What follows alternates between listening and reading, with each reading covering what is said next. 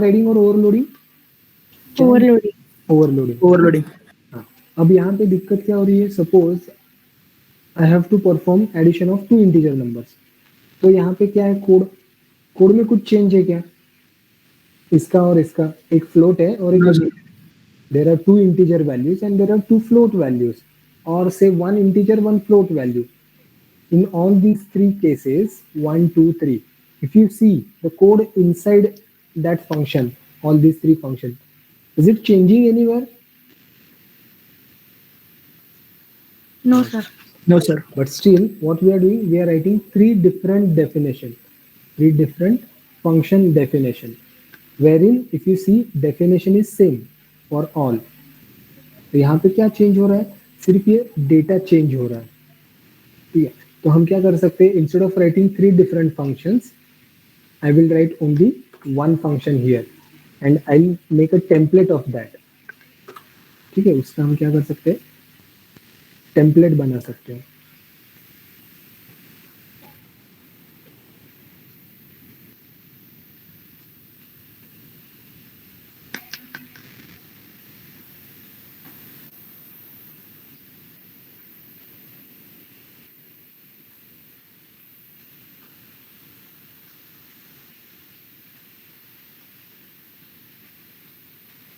Okay, so if you see here in template function, what we have to do is, first of all, we use template function.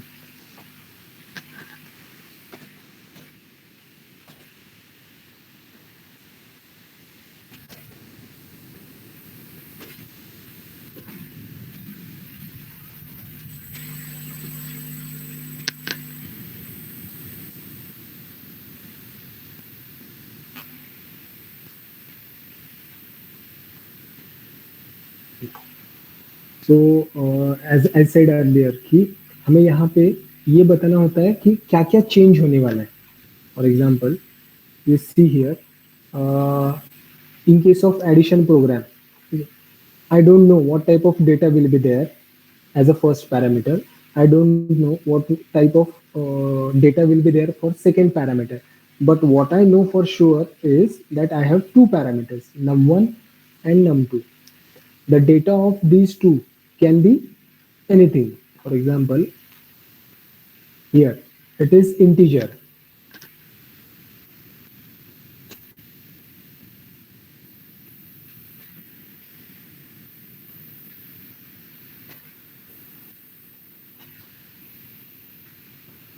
And here it is float. So function definition is same, number of parameter is same, function name or the functionality is same. The only change is parameters. Here both the parameters are integer, here both the parameters are float. So what we will do, we will declare a template. Template के लिए हम क्या करते हैं, for example ये जो है integer, सिर्फ इसे हम रिप्लेस करना है। सपोज इसे मैं कहना चाहता हूँ टी, यहाँ पे टी टाइप का डेटा आएगा, यहाँ पे भी टी टाइप का डेटा आएगा। तो डेटा कुछ भी हो सकता है, या फिर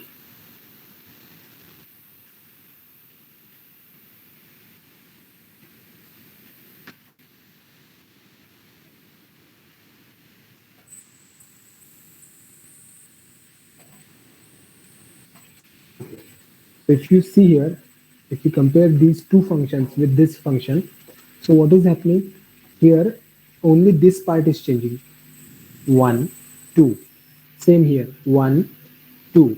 So what I will do, I will make this function generic, generalize template. कैसे, by telling that if it is int then this will be int, if this is float then this will also be a float, है ना। तो वैसे ही if it is t then this will also be t, and what is t, it can be anything. So that's why we write here template type name t. तो t type का अगर यहाँ पे integer आता है तो यहाँ पे इंटीजर वो एक्सेप्ट करेगा। यहाँ पे हम कहते हैं कि फ्लोट है, then here this function will work for float.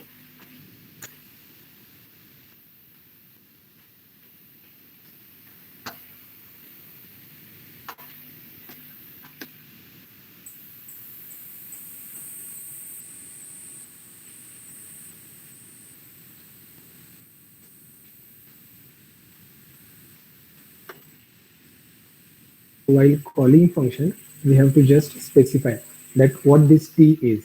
So here it is said that t is integer. So this function is converted into this definition automatically. ठीक है, कंपाइलर इस फंक्शन को कैसे कंसिडर करता है, कुछ इस तरीके से, because we are saying that perform call this add function for this type of data. तो दिस ये जो भी वेरिएबल है t, it is replaced by int. Similarly,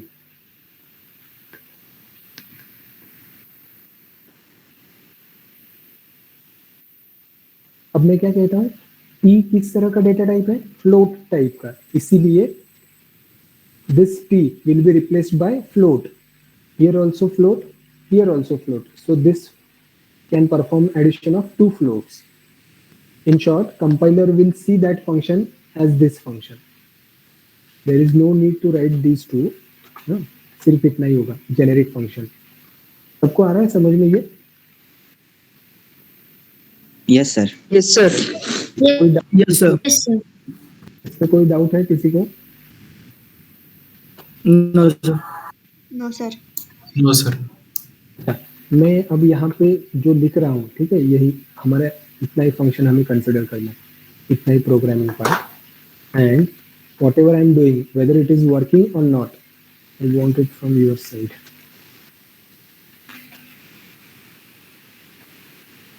इसमें क्या प्रॉब्लम हो सकता है?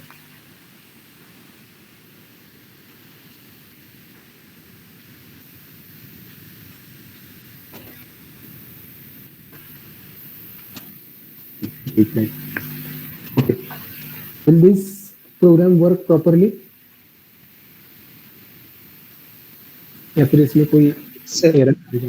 हाँ हाँ. Sir, there will be typecasting exception. Sir down casting हो जाएगी. अच्छा, क्या क्या एरर आएगा, कौन से स्टेटमेंट को आएगा? अच्छा, कौन से स्टेटमेंट को आएगा ये तो बोलो.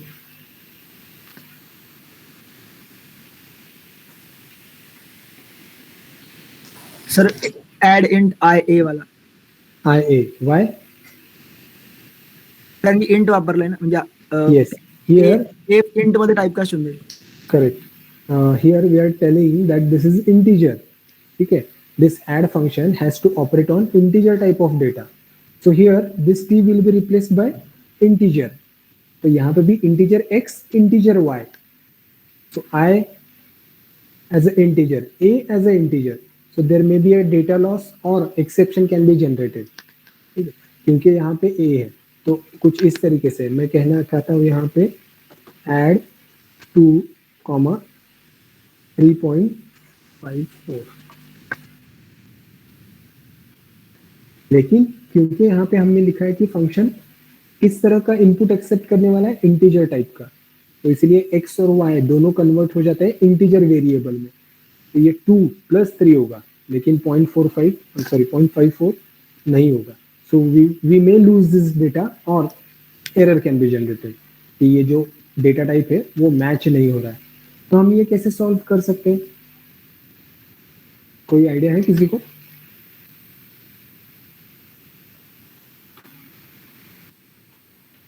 सर हम टी कॉमा यू कर सकते हैं सर. कहाँ पे? Type name template type name T comma you, t, u. फिर वो टी एक्स और यू वाई दे सकते हैं सर. ग्रेट. फिर वो दो अलग अलग. Yes yes. तो जैसे हमने यहाँ पे देखा था, एड इट इज लाइक 2.3.5. अब हमें ये पता है कि ये किस तरह का डेटा है,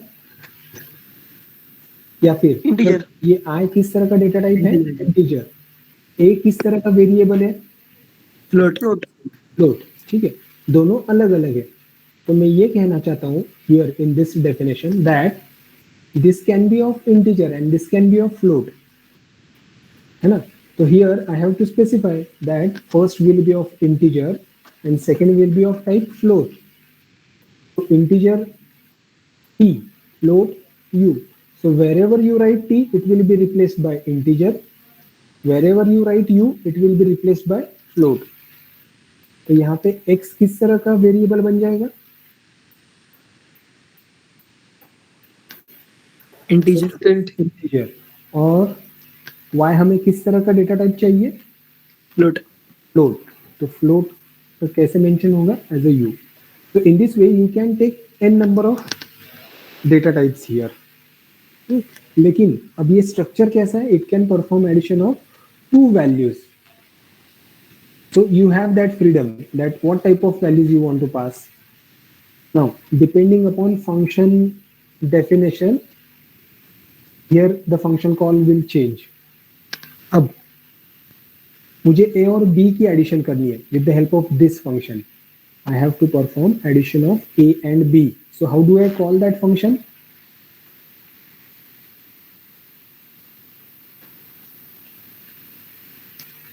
Yes, add in bracket a comma b, but I have to specify what?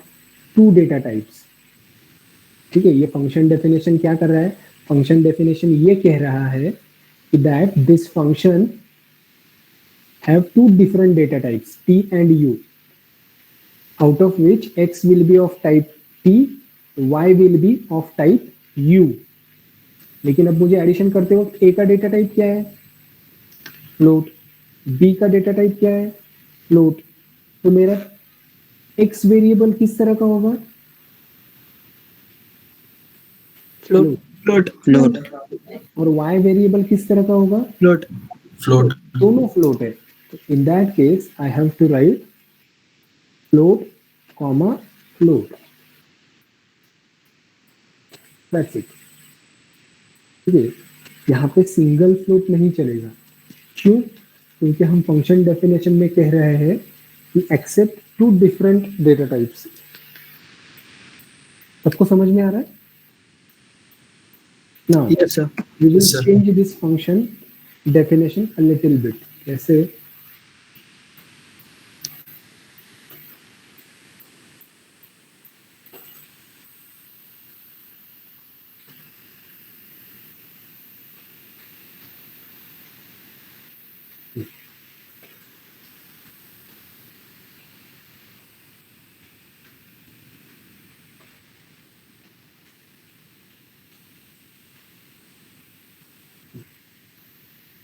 Instead of what we can say, printing this answer,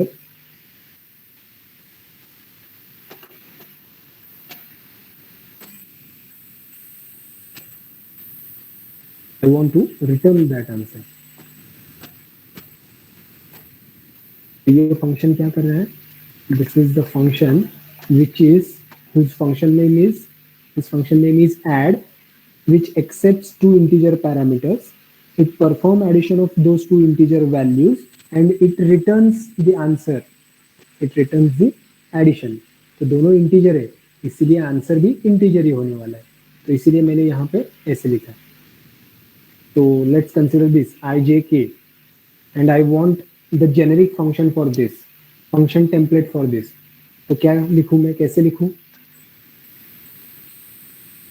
ठीक है, ये दो इंटीजर का एडिशन करके रिटर्न कर रहा है. सपोज मुझे दो फ्लोट का रिटर्न करना है, दो डबल का रिटर्न करना है, दो कैरेक्टर का रिटर्न करना है एडिशन. तो कैसे करूंगा मैं? बस Return type float. No. Now if I write here float, ठीक है, तो डबल का होगा Sir, क्या? can you repeat the question? I said this is the function which is performing of two integer variables, addition of two integer variables, और उसकी addition वो return कर रहा है. अब मुझे ऐसा जेनेरिक फंक्शन बनाना है जो दो इंटीजर या फिर दो फ्लोट या फिर दो डबल या फिर दो कैरेक्टर वेरिएबल की एडिशन करके वो एडिशन रिटर्न करने वाला है. सर टेम्पलेट यूज करो टी. ठीक है, तो फिर हम टेम्पलेट यूज करेंगे यहाँ पे. रिटर्न भी टेम्पलेट ही करेंगे. Yes, template. sir. Template में template करेंगे. हाँ, क्या सर लिखना टेम्पलेट है? गलत किया है सर. टेम्पलेट गलत किया है सर. वो ओपनिंग वाला गलत है सर. ये sir template type name T.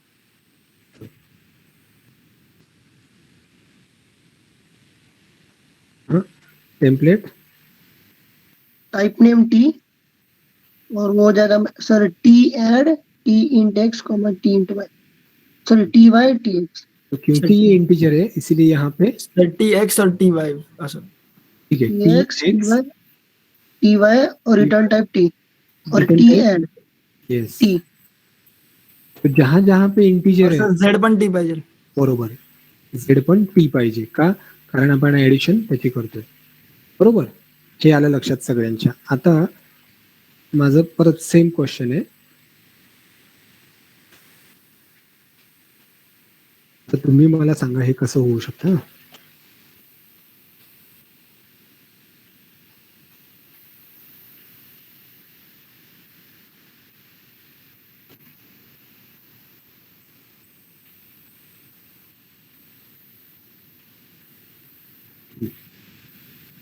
समजा मला आता काय करायचंय इंटीजर आणि फ्लोटची ऍडिशन करून रिटर्न करायचे तर काय काय चेंजेस करावे लागतील या फंक्शन मध्ये simple function forget about template काय चेंजेस करावे लागतील रिटर्न टाइप क्या होगा सर वो डिपेंड करेगा ना सर हमें तो फ्लोट रिटर्न करना है इंटीजर डिपेंड करना है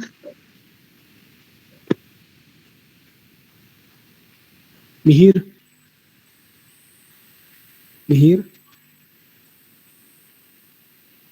absent Jasmine Yash Yes.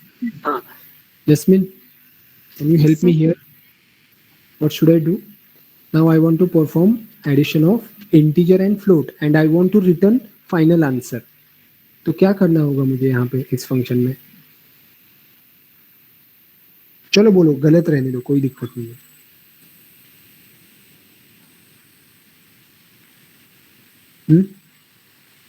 Template नहीं टेम्पलेट हम बाद में बनाएंगे अभी ऐसे कंसिडर करो कि मेरे पास एक इंटीजर वैल्यू है और एक फ्लोट वैल्यू है मुझे दोनों का एडिशन करके आंसर रिटर्न करना है तो ये फंक्शन जो लिखा है इसमें और क्या क्या मिसिंग है क्या क्या ऐड करूं मैं return type should be float z should be float correct float and return type और डेटा टाइप और कुछ चेंज जरूरी है क्या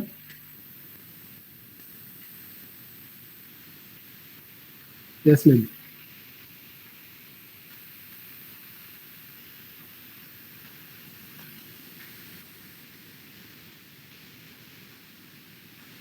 Yes.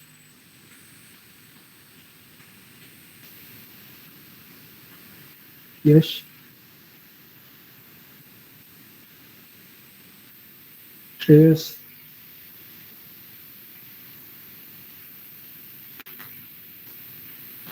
काय मग थांबायचं का आपण इथेच सर हाँ एक्स को फ्लोट में कन्वर्ट करना पड़ेगा ना ओके अब कन्वर्जन जो होता है वो ऑटोमेटिक होता है यहाँ पे यानी एक लोअर डेटा टाइप है और y इज फ्लोट जो हायर डेटा टाइप है एज कंपेयर टू इंटीजर तो ऑटोमेटिकली जब एडिशन होती है तो लोअर का कन्वर्जन हायर में हो जाता है तो यहाँ पे x अपने आप फ्लोट में कन्वर्ट होके दोनों का एडिशन फ्लोट ही आने वाला है so if it is 2 and 3.5 answer will be 5.5 and it will be stored in z now again this time I have to perform addition of one float and one integer function definition कैसे आएगा इसमें क्या change होगा अब दोनों को int मतलब int में कन्वर्ट करना पड़ेगा यस इंट में क्यों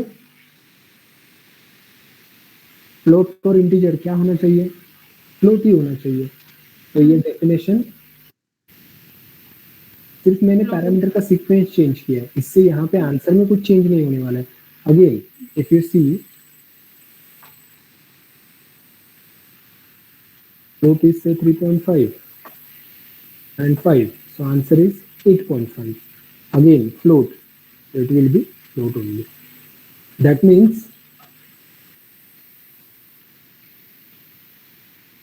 यहाँ पे जब मुझे अलग अलग दो डेटा टाइप का एडिशन करना है तो मैं यहाँ पे क्या करूंगा टेम्पलेट 8.5 ऊपर कमा देंगे type name P and U. Why? Because I have two different data types. And so P is first integer, U is, this is T, and this is U.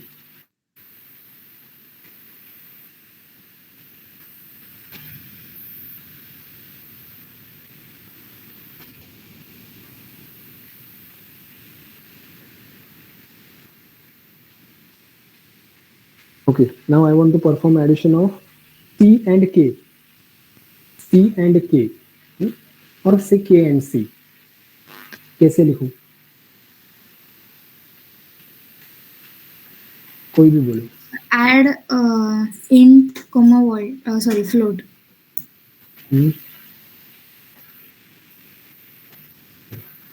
वो कर्ली क्रॉस ब्रैकेट्स में होगा। Okay. Parameters. Sir any number sir 4,5.5 4,5.5 K and C or C and K. KNC sir KNC ऐसे बोला है।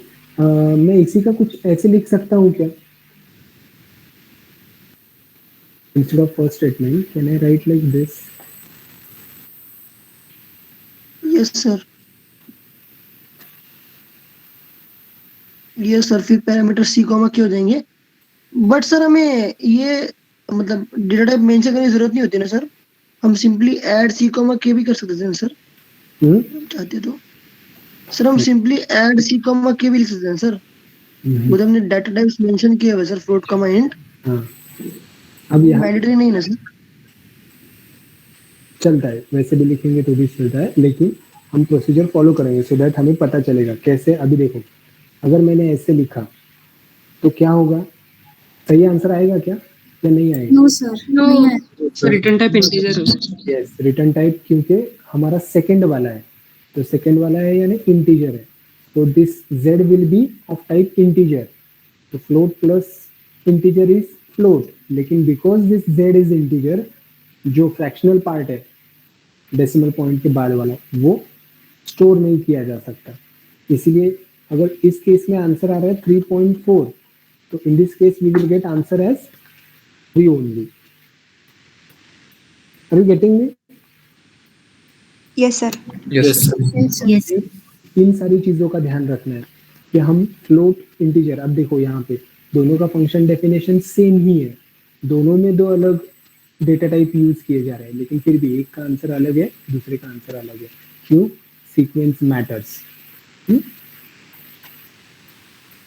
तो function template में किसी को कोई प्रॉब्लम? No sir. गुड। तो अब मुझे एरिया ऑफ सर्कल कैलकुलेट करना है। जल्दी से एक प्रोग्राम लिखो, या फिर नहीं, रुको। एरिया ऑफ रेक्टेंगल करो। Area of rectangle. For that, you have to write a generic function. You write it fast or type it fast and share your screen, or just show me the photo. कर रहे हो आप? Yes sir Okay.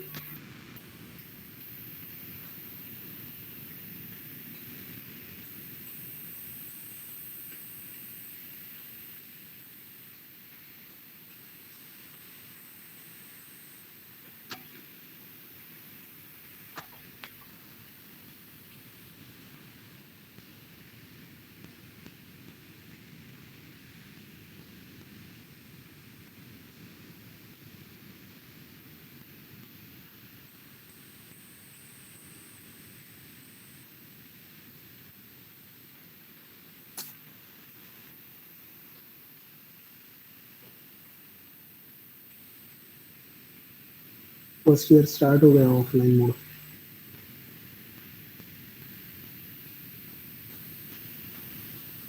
Third और fourth year की भी notice है, हमारा ही कुछ नहीं है।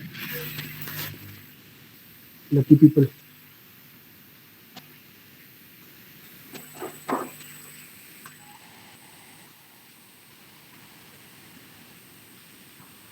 सर सेड लाईफ आहे आमची सेड लाईफ. नाही, होईल होईल. काय तुमचं आता राहिले किती ज्या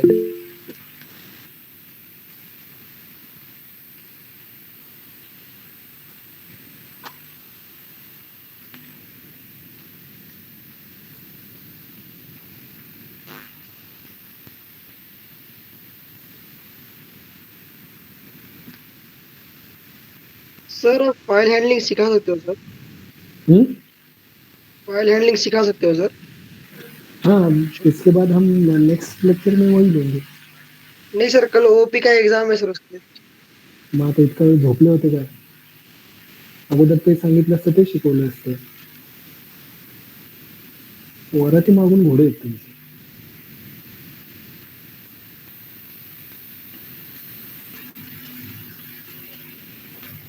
किती जणांना हवंय फाईल हँडलिंग? काय सर?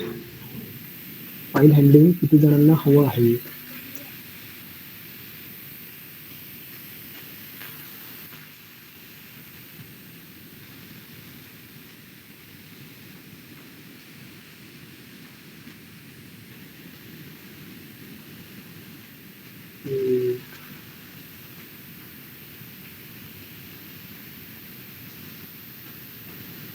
ठीक आहे. हे सगळं झालं की आपण बाकीच्यांना सुट्टी देऊ आणि मग तुमचं स्टार्ट करू.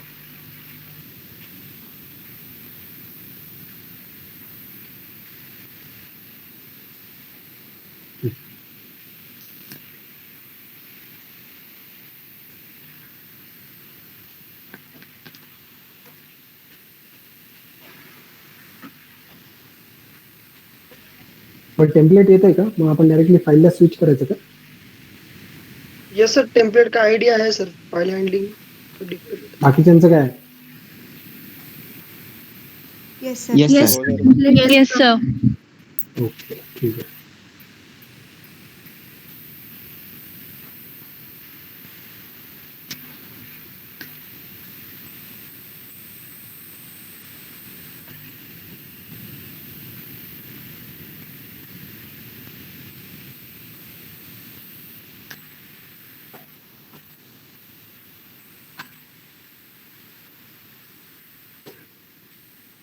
Basically, you all know file is used for what?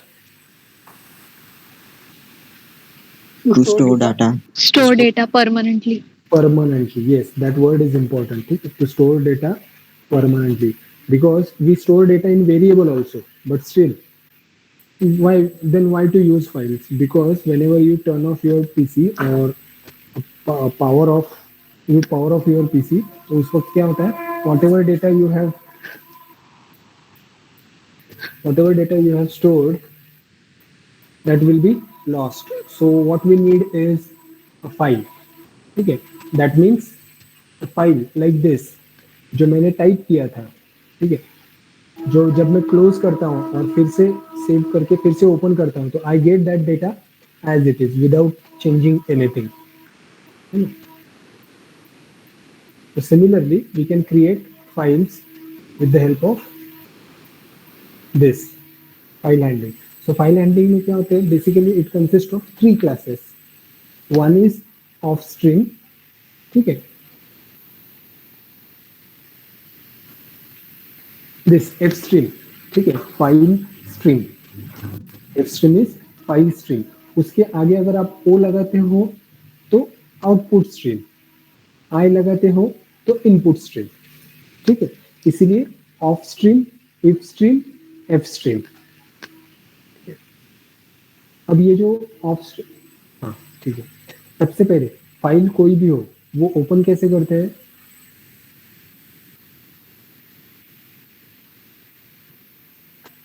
Using open function.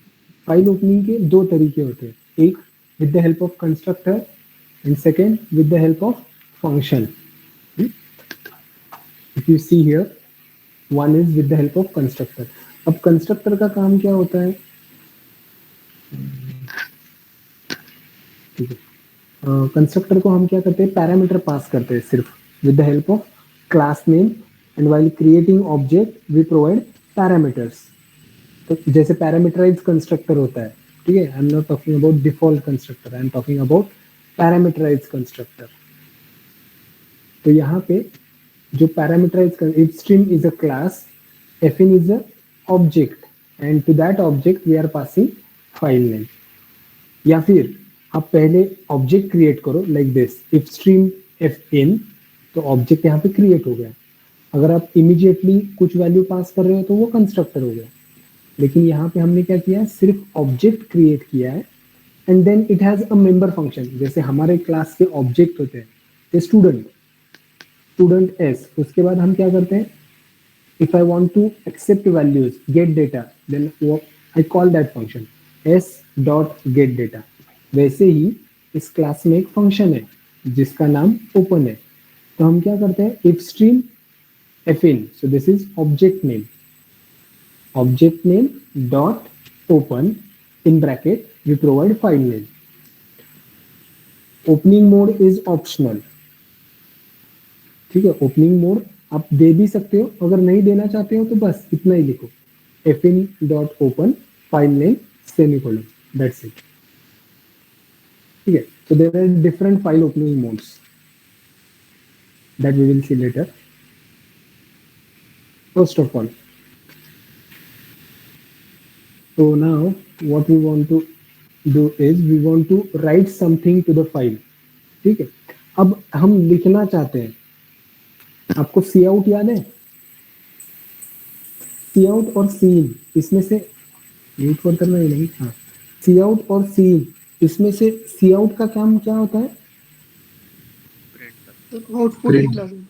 Print. ठीक है, to write something, to write something where, on the screen। On the console। right, absolutely। so see out means we have to write something on the screen। similarly off stream, ठीक है, this o output मैंने screen पे कुछ दिखाना है, तो वैसे यहाँ पे आउटपुट का मतलब होता है फाइल में कुछ तो हमें लिखना है। o stands cout, ofstream, ये o याद रखो, o stands for आउटपुट। तो आउटपुट सी आउट के केस में क्या होता है, स्क्रीन पे लिखना। इन केस ऑफ फाइल्स लिखना ही है, लेकिन कहाँ पे लिखना है, अभी स्क्रीन पे लिखेंगे क्या, नहीं, फाइल ऑपरेशन से, इसीलिए कहाँ पे लिखेंगे हम, फाइल में लिखेंगे। तो इस ऑफ स्ट्रीम के साथ जो भी आप ऑब्जेक्ट क्रिएट करोगे, ठीक है, उस ऑब्जेक्ट से आप सिर्फ लिख सकते हो, you cannot read data, you cannot read data. ये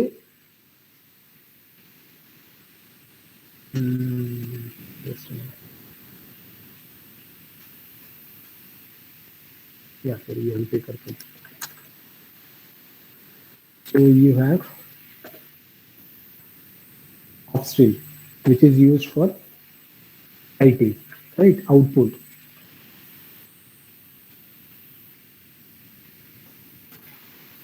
Writing data. Where?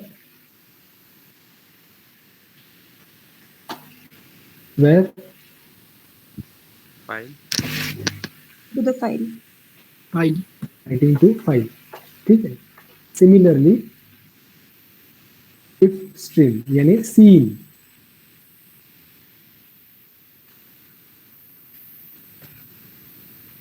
ये क्या करता है, सीन क्या करता है, रीड करता है। कहाँ से रीड करता है, इनपुट से सर, इनपुट से। ठीक है, जो भी हम कीबोर्ड से इनपुट देंगे वहां से रीड करता है। अब फाइल के केस में अगर मुझे रीड करना है तो कहाँ से रीड करोगे, ऑफ कोर्स फाइल से। ठीक है, so both these operations are with respect to file. Output लिखना कहाँ पे, फाइल में, रीड करना है कहाँ से, फाइल से। So it will be reading from file. Now, in order to do this, writing data to the file, we have to perform 3 operations.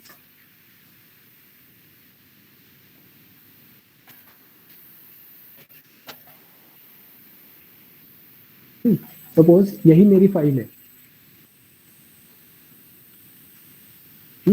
इस फाइल में मुझे कुछ लिखना है, तो कैसे लिखेंगे, क्या क्या करना पड़ेगा सबसे पहले, forget about file operations. I want to edit this file. What should I do?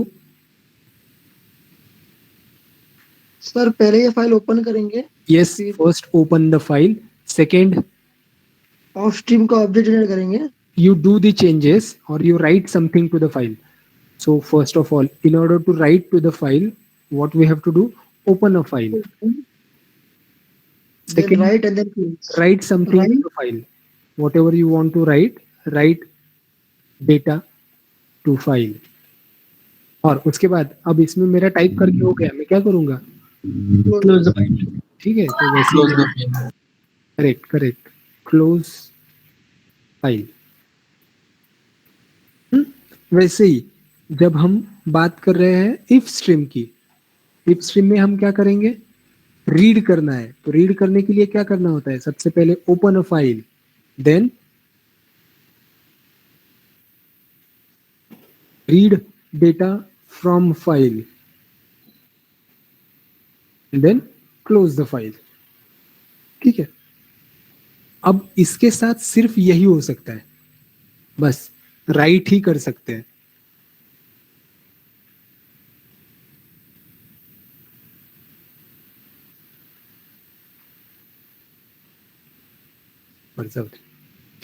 If stream के साथ सिर्फ रीड ही कर सकते हैं, लेकिन अगर आपने ऑब्जेक्ट लिया F stream. एफ स्ट्रीम का, तो उसके आगे एफ या ओ ऐसा कुछ स्पेसिफिक नहीं है, ये दोनों में कॉमन है. तो वैसे ही यहाँ पे जो भी आपको करना है,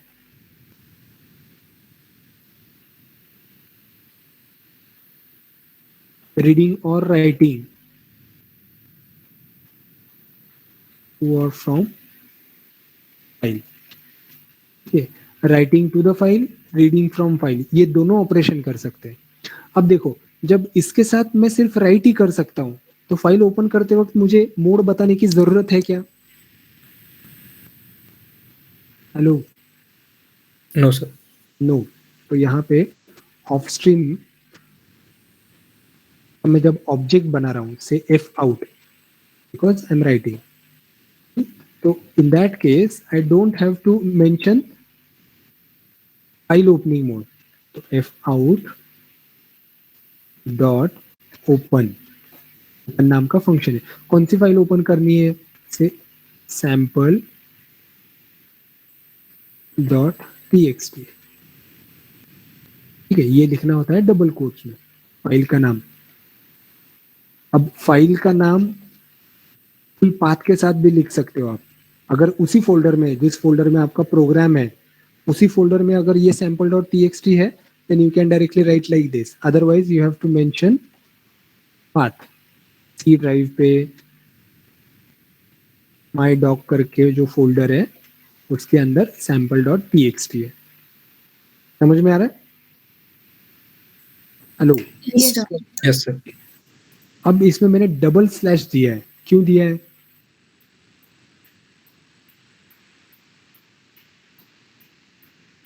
क्योंकि ऐसे हो सकता है ना कि मेरे फाइल का नाम instead of sample next dot TXT है, लेकिन जब स्लैश एन आता है, तो स्लैश एन का मतलब C++ क्या लेता है?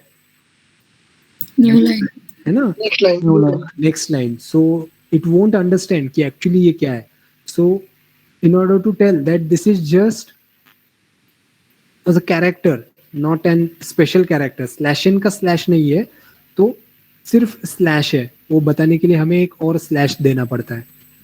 इसीलिए डबल स्लैश दिया है. अब ये फाइल ओपन हो गई, इसमें जो लिखना है वो लिखो, and that's it.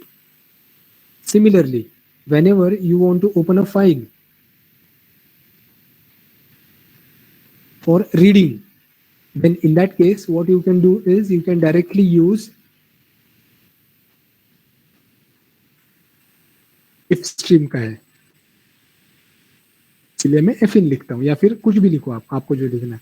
And this time I have to call this open function with the help of object fin open. बस. तो ये फाइल वो किस मोड में ओपन करेगा बाय डिफॉल्ट? रीड मोड में. रीड मोड में ओपन करेगा. ठीक है, ये बाय डिफॉल्ट राइट मोड में. लेकिन जब आप ऑब्जेक्ट क्रिएट करते हो एफ स्ट्रीम का।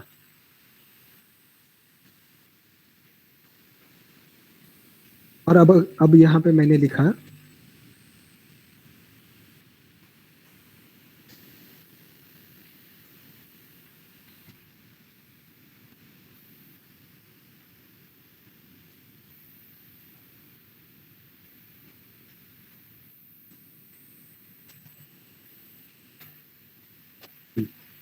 in this case when I say fin dot open this file, but now f के साथ हम क्या कर सकते हैं, इस क्लास का ऑब्जेक्ट क्या क्या कर सकता है, रीड भी कर सकता है, राइट भी कर सकता है। इसीलिए because it is confusion, it is ambiguity कि हमें पता नहीं है क्या करना है, हमें यहाँ पे फाइल ओपनिंग मोड बताना होता है। And for that we use iOS resolution operator and file mode in iOS in या फिर iOS out या फिर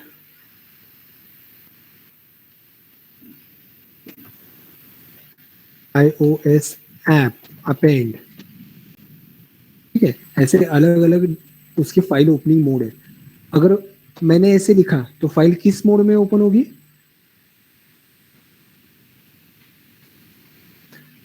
iOS in read mode, iOS out C in क्या करता है, रीड करता है, सी आउट क्या करता है, लिखता है, सो राइट मोड।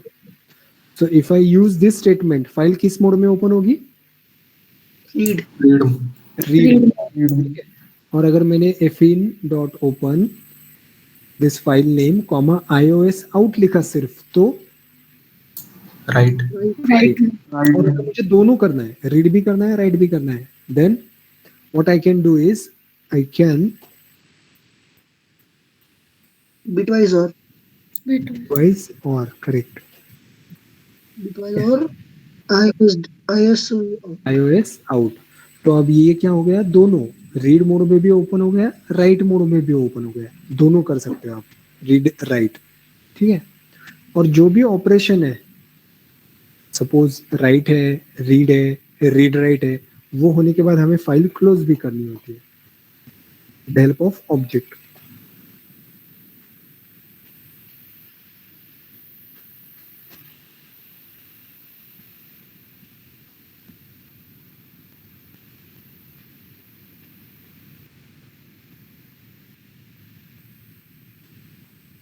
ऑब्जेक्ट का नाम fin, ऑब्जेक्ट का नाम f। ये समझ में आ रहा है सबको? Yes sir. बस आपको यही याद रखना है, इतना याद रखोगे बाकी का बहुत आसान है। Ofstream cout, ifstream cin, fstream both. Because this is for only output, no need to mention this. अब अगर मुझे कंस्ट्रक्टर के साथ ओपन करना है, then you can directly specify this here only, that's it। so this is opening a file with the help of constructor, opening the file with the help of open function। समझ में आ रहा है difference दोनों में? Yes sir. so these are sir परत different repeat कराल ते sentence. off stream, it is for writing something to the file, ठीक है। so by default this object of this class will always open file in write mode। त्याच्यामुळे तुम्ही with help of constructor कसं, object class name object file name, that's it। so this is opening a file with the help of constructor। this is example wherein we are opening the file with the help of open function। Okay sir. and this, as I said earlier, we can use different file operations, opening modes। file opening modes वेगवेगळे हे कधी वापरणार, when we are opening just काय रे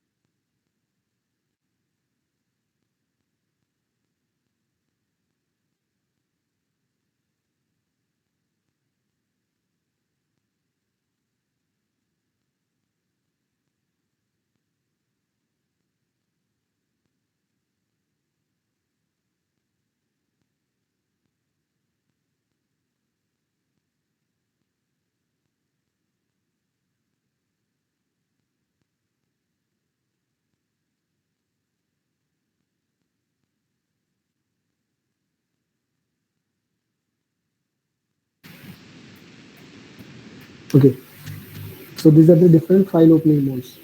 iOS, scope resolution operator, in or input, reading from the file, out, writing to the file, binary, so it will create binary format. म्हणजे जे काही हे आता आपल्याला असं रिडेबल आहे, human readable, instead of that it will B binary format. म्हणजे जे काही तुम्ही store कराल, समजा मला इथे नाव स्टोअर करायचं या फाईलमध्ये, मी जर इथे काहीच नाही दिलं, असं बायनरी वगैरे नाही लिहिलं, iOS बायनरी, इथे आता iOS बायनरी नाही लिहिलं, तर जे आउटपुट फाईल क्रिएट होईल त्याच्यामध्ये तुम्ही डायरेक्टली असं बघू शकता पीसीसी होईल. पण जर मी इथे असं लिहिलं iOS in out and I want it to be binary format, I want it in binary format, iOS binary. In that case, it may happen that it will be in a binary format, for example 100 something like this, किंवा एखादं special character असं काहीतरी त्याच्यात format असेल, simple text नसेल. But if you don't mention this, it will be simple text which you can read. It is iOS binary. ज्यावेळेस तुम्ही open करता फाईल, तर it will directly go to the end of the file. Append, okay, हे append, trunc, हे सगळे मी सांगतो. हे कळलंय का तुम्हाला? Yes, sir. Yes, sir. Yes, sir. आता आपल्याकडे एक फाईल आहे आणि ज्याच्यामध्ये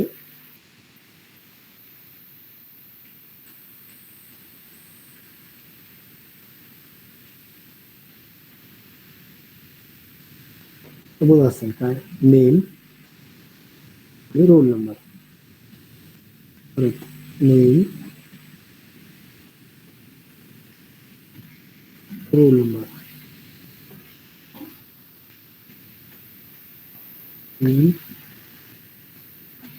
roll number.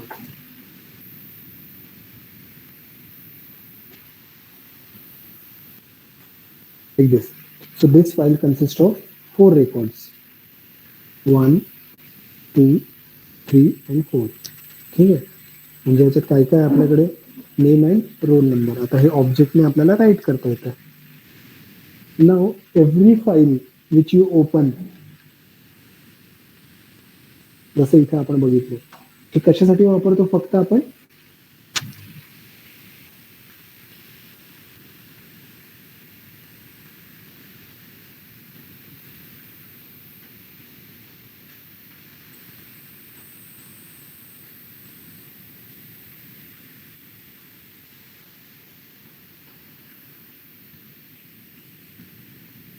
Hello Sir, can you repeat? ते कशासाठी वापरतो आपण, Write data. Write data. Writing data. This is, Reading. Read data. आणि हे, For both Both. writing and reading. Both operations. ठीक आहे. सो whenever you, there are two types of pointer in a file. There are two types of pointer in a file. One which is called as get pointer, which is used to read, and one is put pointer, which is used to write. So suppose if I have this file, whenever I open a file in append mode, I have both read and write pointer over here. Append mode मध्ये ते read आणि write pointer कुठे असतं, इथं असतं.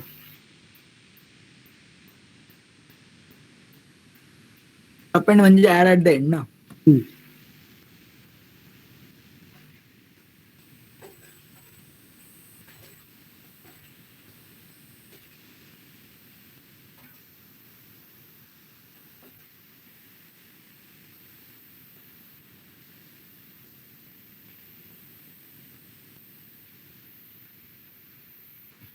Right, we have put pointer. समजा आता ही file me read mode मध्ये ओपन केली, म्हणजे कसं, like this. Okay, we will start from here. Suppose if I open a file, if this file does not exist at this location, then because we are opening in a file in a write mode, आणि if that file does not exist that file will be created, म्हणजे ती file तिथे create होते त्या फोल्डरमध्ये आणि it will be presented as brand new file. You can write anything to it. Suppose if this file already exists and I'm opening in a write mode, then what will happen?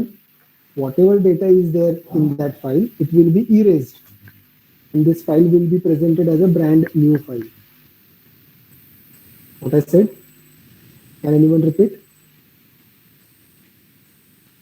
Sir जर आपण right mode मध्ये उघडलं तर सगळा data erase होऊन जाईल. Right mode मध्ये file open केली तर दोन कंडिशन्स आहेत. एक, तुमच्याकडे ती फाईल आहे किंवा नाही. असेल तर डेटा क्लिअर केला जातो, इरेज केला जातो. आणि जर नसेल, if that file does not exist then a new file will be created. Again if we open file in read mode, again there are two cases. One, that file exist.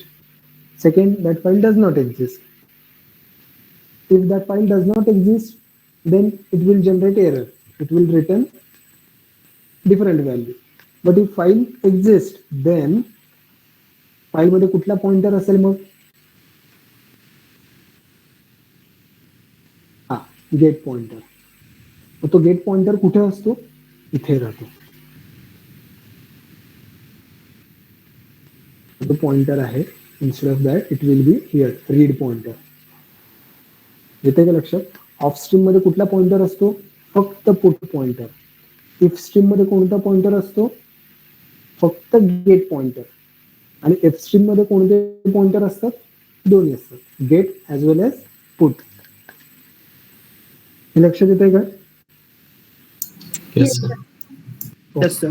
Gate pointer कशा कशात असतो? If stream If आणि stream and F stream. Stream आणि F stream. Stream आणि F stream. Put pointer Off stream and stream आणि F stream. तसंच आता suppose मी ज्यावेळेस फाईल अशी ओपन करतोय, iOS in iOS out, in that case the get and put pointer will be at the start. Get and put pointer कुठे असणार आहेत? इथे असणार आहेत. If I write APP append, तर गेट आणि पुट पॉइंटर कुठे असणार आहे? पुट पॉइंटर कुठे असणार आहे? इथे असणार आहे. सर गेट स्टार्टिंग में होगा ना सर? नहीं, हाँ, गेट पॉइंटर स्टार्टिंग में होगा और पुट पॉइंटर कहाँ पे होगा? यहाँ पे एट द एंड. ठीक है. अजून एक मोड आहे ATE. ATE पण काय करतं? At the end only, just like APP.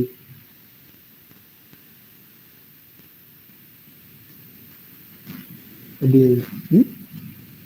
Truncate सगळं जे काही डेटा आहे तो क्लिअर करतो, इरेज करतो, त्याच्यासाठी ट्रंकेट यूज करतात. So these are the different file opening modes. मग याच्यानंतर अजून असतं याच्यात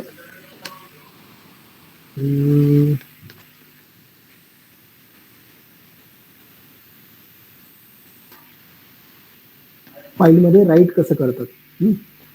तर एफच्या ऑब्जेक्टने, ऑफ स्ट्रीमच्या ऑब्जेक्टने राईट करताना जसं सी आउट असतं तसंच ह्या ऑब्जेक्टने करायचं. म्हणजे suppose if I have accepted इथे, मैंने ऐसे किया है कि I have variable integer I,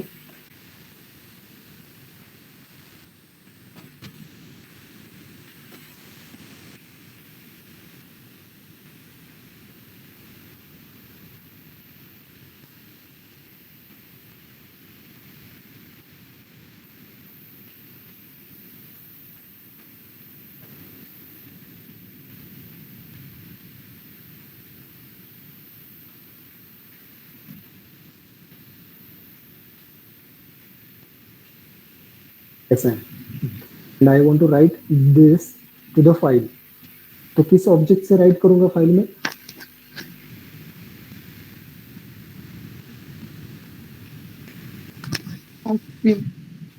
of stream. Of स्ट्रीमचा कुठला ऑब्जेक्ट? ऑब्जेक्टचं नाव काय आहे?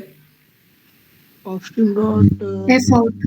F out. ठीक आहे. F out. आणि जर मला हे सगळं फाईलमध्ये लिहायचं असेल तर मग ते कसं लिहिणार मी, एफ आउट आय. जसं तुम्ही सी आउट करता तसंच, फक्त ऑब्जेक्टचं नाव वेगळं होतं. सी आउटच्या ऐवजी इथं जे काही लिहिताय ते, समजा हे तुम्ही असं लिहिलं असेल F T, F T suppose character लिहायचे फाईलमध्ये, एफ टी तुझा ते लिहायचं आहे.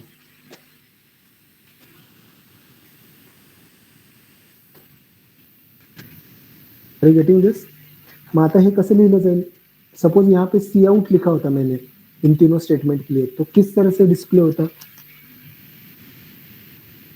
आउटपुट कैसे डिस्प्ले होता, सर 10 स्टार पीसीसी. पीसीसी पण सर ते एका लाईन मध्ये असेल. एका लाईन मध्ये आलं असतं. तसंच Yes, sir. ज्यावेळेस तुम्ही हे असं लिहिणार आहात तर फाईलमध्ये ते सगळं असं एकत्र दिसणार आहे. सर एफटी क्या करता है सर? एफ आउट का सर एफटी क्या करता है? मैंने यहाँ पे एफ आउट की जगह पे ऑब्जेक्ट का नाम क्या लिखा है, एफ टी, तो इसीलिए मैंने एफ टी लिखा है. अगर मैंने यहाँ पे सिर्फ एफ लिखा है तो यहाँ पे भी मैं सिर्फ एफ ही लिखूंगा. यहाँ पे मैंने एक्स लिखा है, यहाँ पे मैं एक्स लिखूंगा. तो ऑब्जेक्ट का नाम है वही यहाँ पे लिखा है. Okay sir.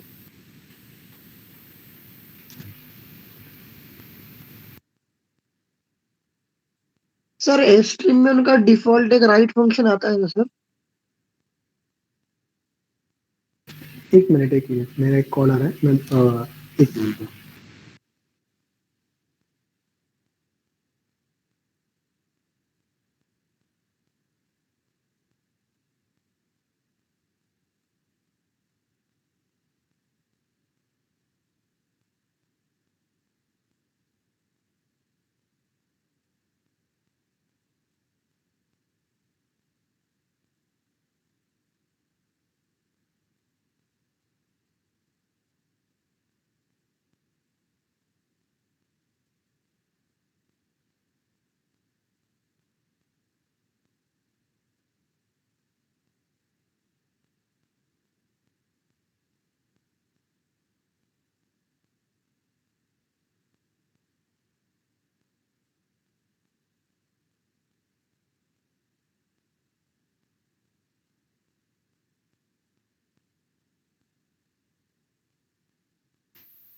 Yes, what was the doubt.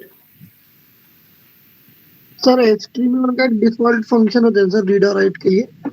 हाँ, उसमें रीड और राइट के लिए रीड राइट ऐसे फंक्शन ही होते हैं.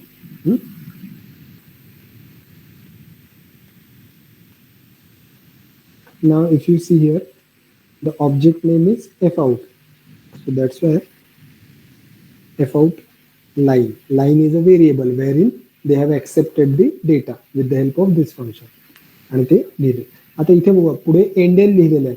सो because of this what will happen if I write same thing here, fout I endl, तो ये जो भी आउटपुट है कुछ इस तरीके से आएगा फाइल में.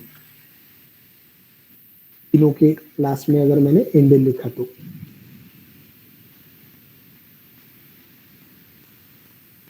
देन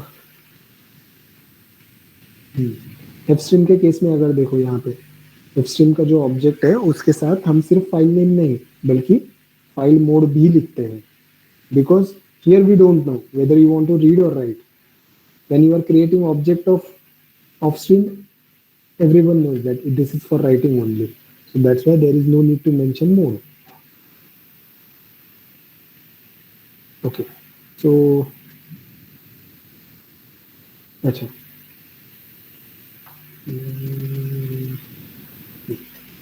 एफ आउट के साथ यहाँ पे राइट किया है एफ ओ, और एफ ओ के साथ ही रीड किया है.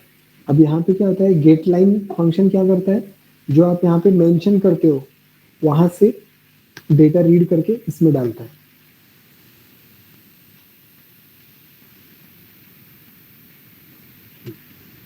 यहाँ पे देखो getline cin line, तो जो भी आप टाइप करोगे, सीन जो भी रिसीव करने वाला है, सीन से वो कहाँ पे जाएगा, लाइन में, और वहां से वो फाइल में जाएगा।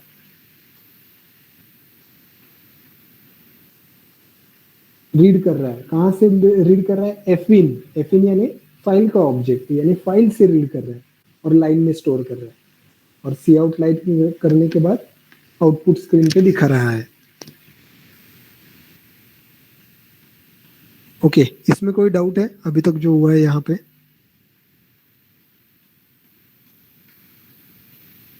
इस प्रोग्राम में? No, sir. No, sir. ठीक।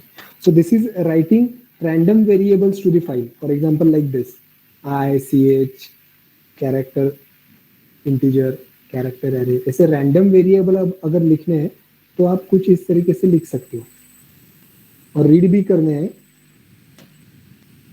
तो कुछ इस तरीके से कर सकते हो।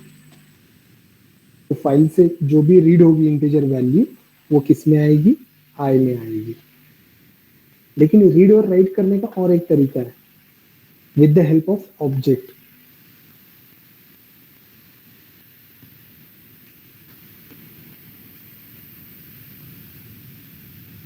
With the help of object कैसे करते हैं?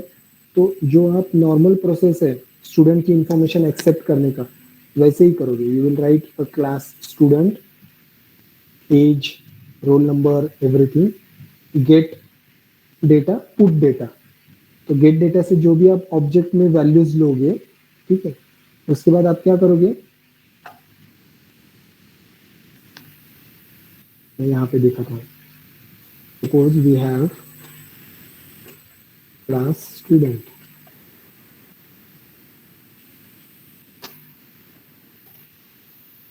yeah, everything, all those definitions are there.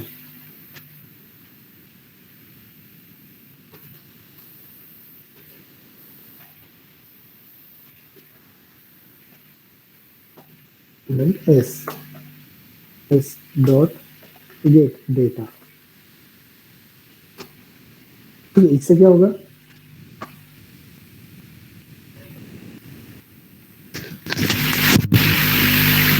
Yes, इससे क्या होगा,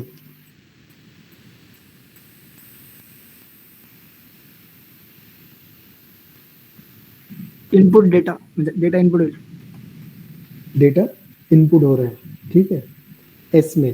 तो एस नाम का जो ऑब्जेक्ट है उसमें रोल नंबर, नेम जो भी है उस सब में वैल्यूज आ जाएगी। अब ये ऑब्जेक्ट मुझे एक फाइल में लिखना है। For example,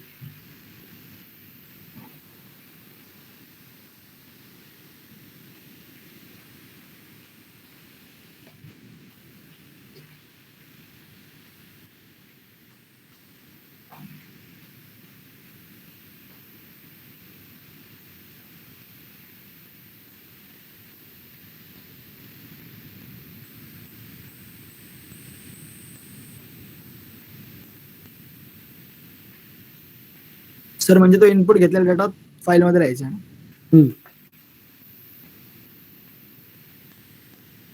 So this is say sample.txt. I want to write this student s into file so that next time I don't want to accept it again and again. So what I will do is I will write that data to the file. For that I have to create first of all object of a file.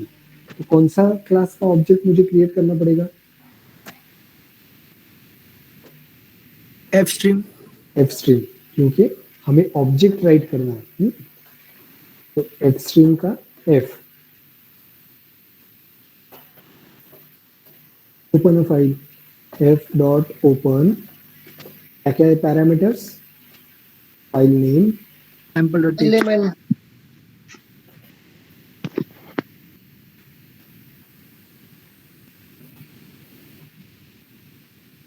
Comma, उसके बाद क्या है, file mode, mode yes, computer, OU2, iOS out या फिर append. अगर मैंने iOS out लिखा है तो प्रोग्राम जब मैं नेक्स्ट टाइम रन करूंगा तो प्रीवियस डेटा निकल जाएगा, इसीलिए मैं यहाँ पे क्या करता हूँ, एपीपी कर देता हूँ, तो प्रीवियस डेटा वैसे ही रहेगा। येते का लक्षात? Yes sir, append correct. नाहीतर iOS आउट लिहिलं असतं तरी चाललं असतं, बट अगर ये प्रोग्राम आपने फिर से एग्जीक्यूट किया तो वो पहले वाला डेटा रिमूव कर देगा, इसीलिए हमने iOS app लिखा। अब उसके बाद मुझे फाइल में लिखना है, तो उसके लिए हमारे पास फंक्शन है राइट। ठीक है, ये राइट फंक्शन भी किसका मेंबर फंक्शन है? एफस्ट्रीम का, इसीलिए F dot write in bracket. ठीक है, first of all we will provide pointer, ठीक है, पॉइंटर टू दैट ऑब्जेक्ट। जो भी हमारा ऑब्जेक्ट कौन सा है अभी यहाँ पे? स्टूडेंट का एस, राइट करना है, तो इसीलिए मैं यहाँ पे लिखूंगा एस। ठीक है, और इसकी साइज कितनी है वो बताना होता है, तो वो होता है S. Character star address of S, जो भी एड्रेस ऑफ एस है वो मुझे फाइल में राइट करना है, इसीलिए मैं उसे किस में कन्वर्ट कर रहा हूँ? कैरेक्टर एरे में, कैरेक्टर पॉइंटर में। ठीक है, तो वो कैरेक्टर पॉइंटर में कन्वर्ट होकर फाइल में स्टोर हो जाएगा। और यहाँ पे यानी उसका जो स्टार्टिंग एड्रेस है, जो भी रिकॉर्ड है मेरा, फॉर एग्जांपल से सर आपण बायनरी मध्ये पण स्टोअर करू शकतो ना? हो, मग बायनरी मध्ये स्टोअर करायचं असेल तर इथे iOS bin bin तो फिर ये ऑब्जेक्ट इससे क्या होता है? साइज ऑफ एस, उतनी मेमोरी फाइल में एलोकेट हो जाती है, उतनी मेमोरी का ही वो रीड करता है एक्चुअली। साइज ऑफ एस यानी एस की साइज सपोज 20 है, तो 20 ही डेटा रीड करता है। कहाँ से? इस एड्रेस से, और वो कहाँ पे डालता है? फाइल में डालता है। ये होने के बाद फाइल क्लोज कर दो। आपको मल्टीपल ऑब्जेक्ट्स राइट करने हैं, ठीक है, तो उसके लिए आप क्या करोगे? फाइल एक ही बार ओपन करोगे,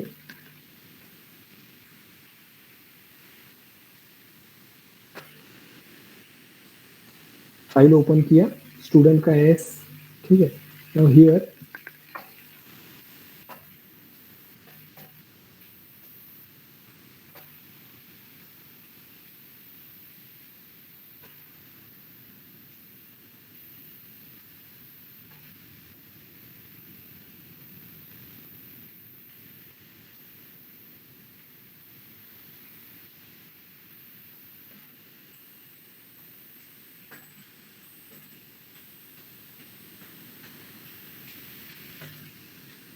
that's it. So it will write 5 objects to the file. कैसे? First of all, it will accept data from the user into S, from S to the file. Next time, again, new values will be stored in S, from there to the file.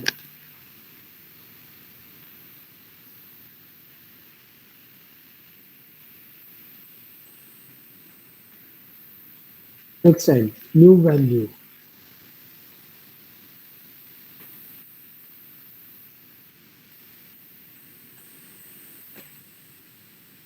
ऐसे करते हुए 5 object यहाँ पे लिखे जा सकते हैं। Are you getting this? काही अडचण याच्यात? No sir. सिमिलरली रीड करताना परत काय करायचं? आता इथे iOS app लिहिले ना, मी इथे iOS पण लिहून ठेवतो।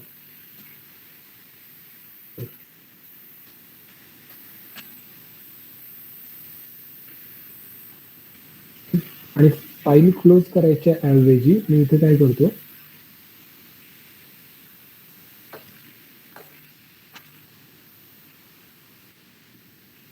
आता मला रीड करायचं, तर रीड पॉइंटर मला कुठे सेट करावं लागेल?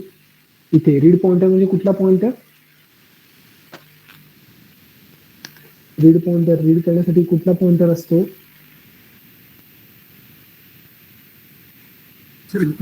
गेटस ना, gets. Get get get read करण्यासाठी गेट पॉइंटर असतो, ठीक आहे। तर तो इथे एफ डॉट सीक जी आणि सीक पी नावाचे फंक्शन्स आहेत। सीक जी आणि सीक पी नावाचे फंक्शन्स आहेत जे काय करतात, तुमचे फाईल पॉइंटर्स जे आहेत गेट आणि पुट नावाचे जे काही पॉइंटर्स आहेत ते मूव्ह करतात फाईल मध्ये, त्याला जिथे जिथे तुम्हाला मूव्ह करायचंय ते तसं मूव्ह करता येतात. फॉर एक्झाम्पल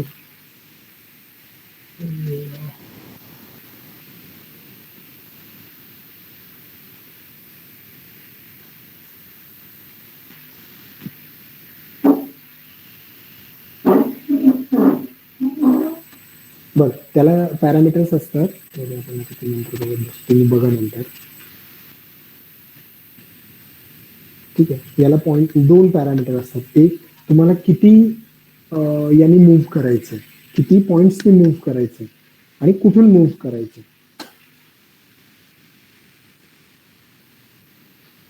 ही त्याची पोझिशन झाली, स्टार्टिंग पोझिशन. iOS बिगिनिंग म्हणजे हे इथे. iOS करंट, समज मी रीड करत इथपर्यंत आलो तर ते iOS CUR इथं सांगतो. आणि iOS and, iOS beginning, iOS and, iOS current. And म्हणजे इथून तो मोजतो. आता मी काय साईज दिली आहे, 0. सो बिगिनिंग पासून 0 पॉइंटर मूव्ह, 0 पोझिशन मूव्ह करायचे. म्हणजे काय, तो इथेच राहील. मला गेट पॉइंटर जर शेवटी न्यायचं असेल तर मी काय करणार, iOS एंड. इथून किती, 0 मूव्ह करायचे, 0. मग तो इथे जाईल लास्टला, एंडला. होते लक्षात.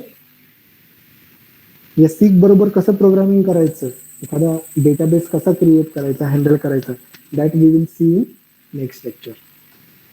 ठीक आहे, please stop here then. Do you have any doubts?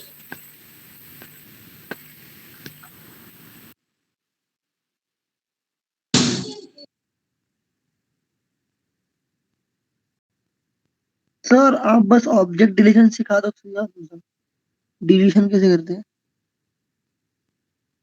Sir left कर दिया.